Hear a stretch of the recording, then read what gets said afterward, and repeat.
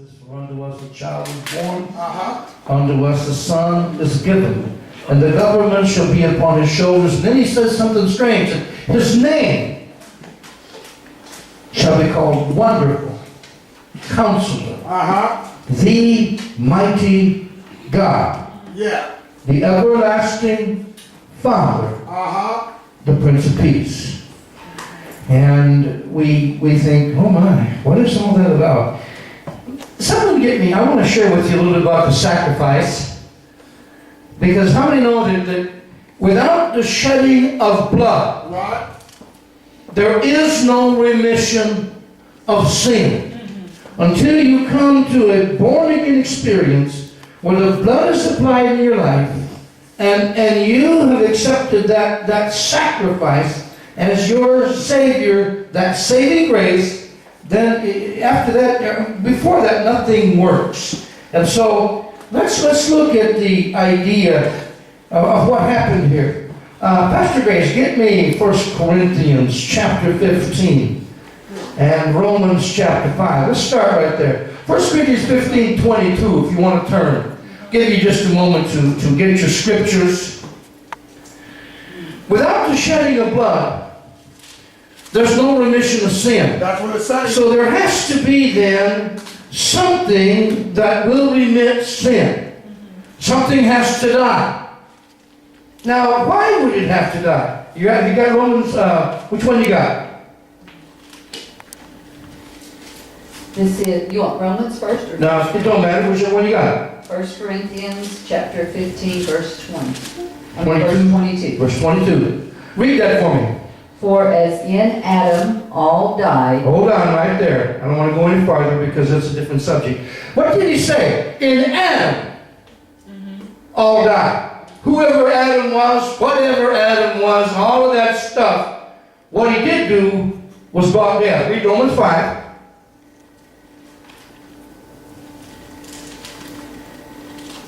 Romans 5, verse 12. Wherefore, as by one man Adam, sin entered into the world, and death by sin. And so death passed upon all men, for that all have sinned. listen to that. All had sinned, so there's no sacrifice. Right. If all have sinned, there's no sacrifice. Now we're going to have to get a sacrifice. Let's go to the book of Exodus. Gail, will you turn to Exodus chapter 12? And Sister Tammy, get me Leviticus chapter 1. Let's go to Exodus 12 real quick. I just want to show you some scriptures and that say some things. When you get to Exodus 12, read for me verse, probably verse 3 and then verse 5. Verse 3. Yeah, read verse 3. Speak ye unto all the congregation of Israel, saying, in the 10th day of this month. Now hold on just a minute. That's Passover. I don't want to get into that, but that's Passover. And if you understand what Passover was, then you get an idea that the Passover is the sacrifice. Can you hear me? The Passover is the sacrifice. All right, go ahead. They shall take to them every man a lamb, according to the house of their fathers, a lamb for an house. Verse 5. Your lamb shall be without blemish. Hold it now. The sacrifice under the law was a lamb. Why a lamb? Number one, he's innocent. He ain't had time to get out and butt and do stuff. Number two, it's a gentle animal. It doesn't have an attitude. And you can go on with the characteristics of a lamb. We're not going to deal with it. If you remember back, when Bishop Tim was preaching quite a while back, but he started it all with this. In the book of Revelation, he said, who can unlock, I'm going to paraphrase it, who can unlock the seal of this book? And whatever all that means, we're not going to go there, but there was somebody that should be able to unlock the secret, the seal, what was in that book should be available. He said, and I wept because there was nobody that could do this. Right. All right? Why? Then he said, a lamb came forth and unlocked the seal. How many know it's the same type of thing?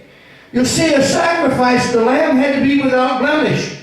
All of mankind, if you listen to what Pastor Grace just read, sin had entered into them.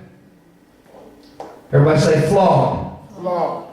That's why we can't do it without a real sacrifice, because we are flawed by the birth, the death, and the mess up of Adam. He brought sin into the world.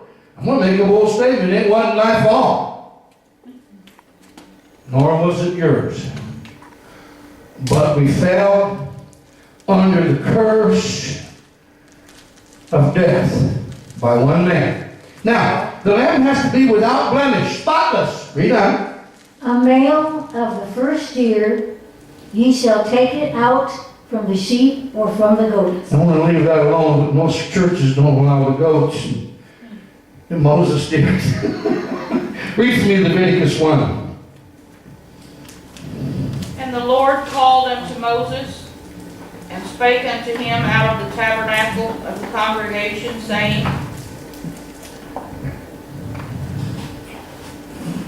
Speak unto the children of Israel, and say unto them, If any man of you bring an offering unto the Lord, you shall bring your offering of the cattle, even of the herd and of the flock. Now, cattle there speaks of any kind of animal they can bring a sacrifice. So now again, there's qualifications. Read on.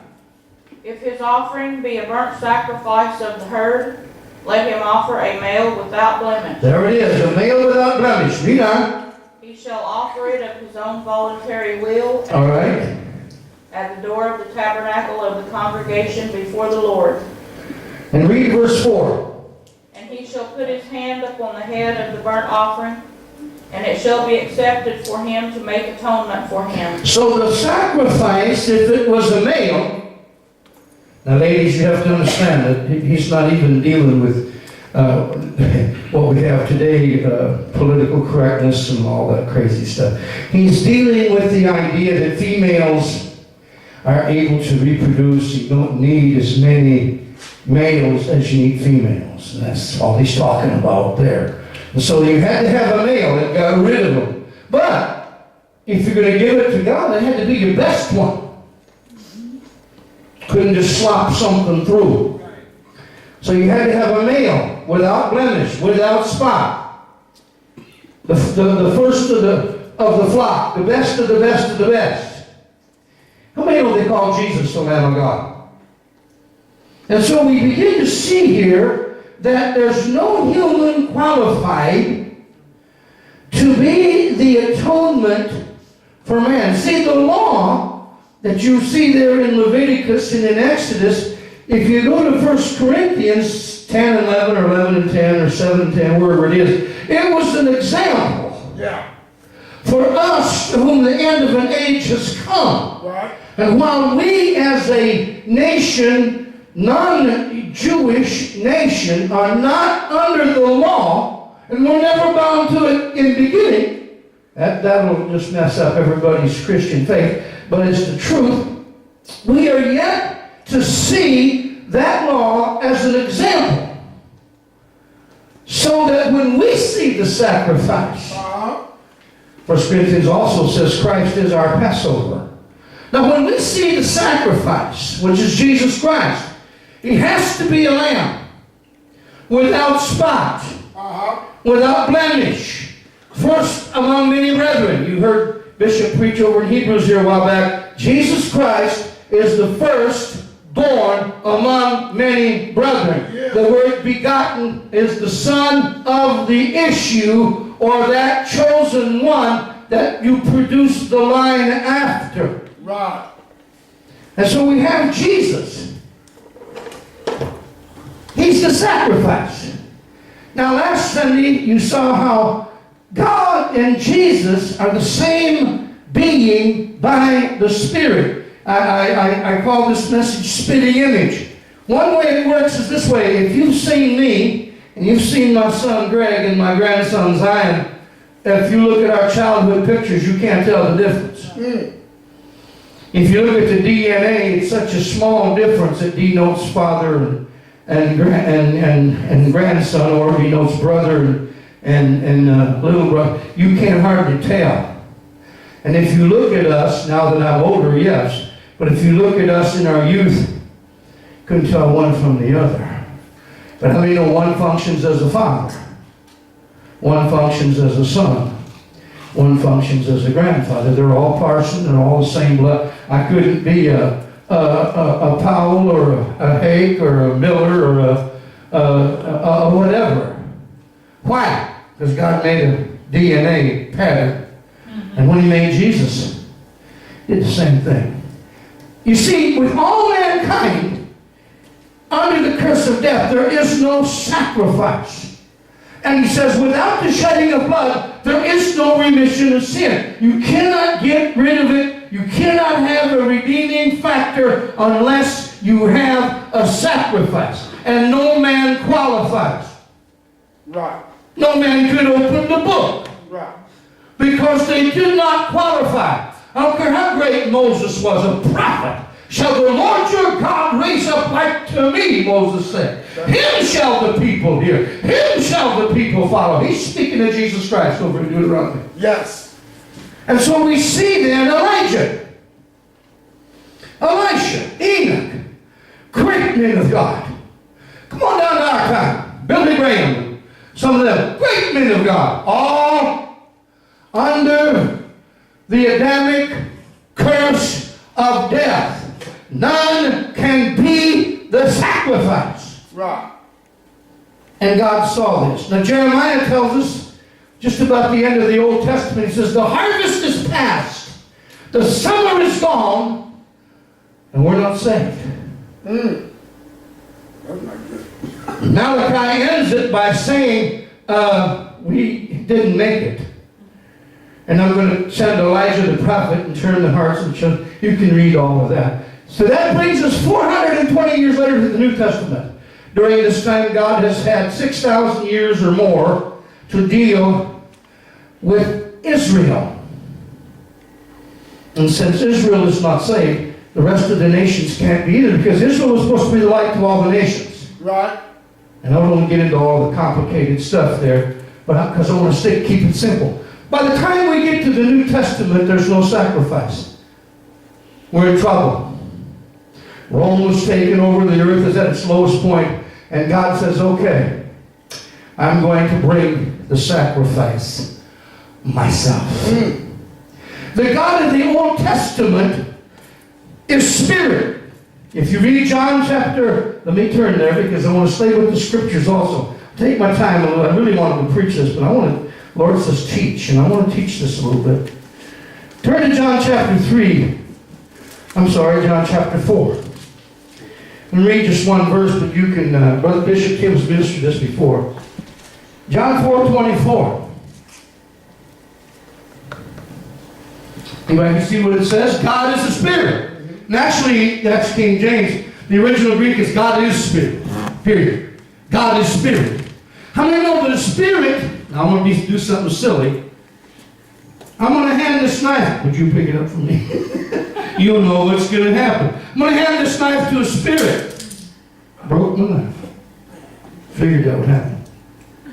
What happened to that spirit? He didn't do anything, did he? But only hand that knife, the broken knife, to a spirit. What did I do?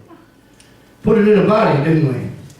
See, God could not reach us as a spirit. Remember, Israel said, Samuel, give us a king. That's what they said. And Samuel said, you got a king. He's God, and he's great, and he's brought you out of Egypt. And Samuel goes right down and tells all things. You know what they said? Well, we can't see him. Yeah, can't touch him. Can't touch him.